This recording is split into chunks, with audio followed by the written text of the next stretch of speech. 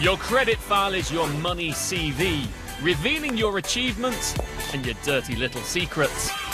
Mismanaged, it can kill your financial ambitions. Played right, it can open you up to a world of choice and competition. I'm going to start with a myth-busting session of the Royal Bath & West Show.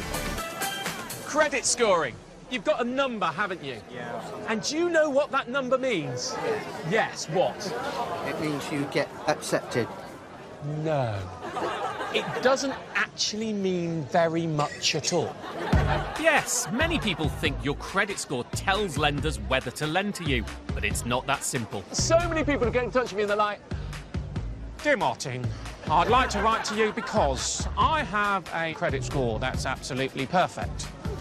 I have recently, though, been rejected for credit, and I do not understand how this works. Why have they rejected me for credit?" Do you know why?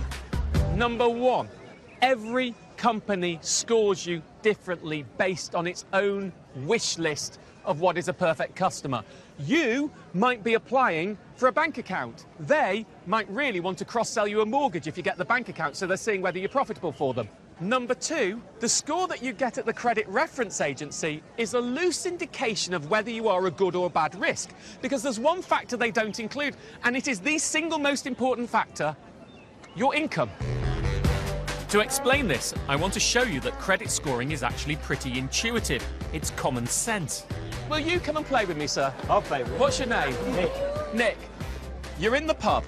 A long-term friend of yours comes up, and this fella always forgets his wallet because he's useless. And he says, "Can you lend me 20 quid and I'll buy you a pint tomorrow and give you the money back?" And he's done this 122 times before. Yep. And he always pays you back the next day. Would you lend him the money?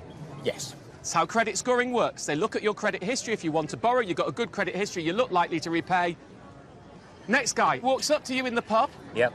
Forgot my wallet again, and he always does this.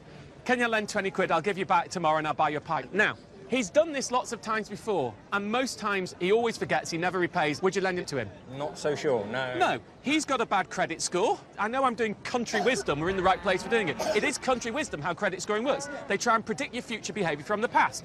Number three, somebody comes up to you, looks very smart, quite handsome, wasn't me.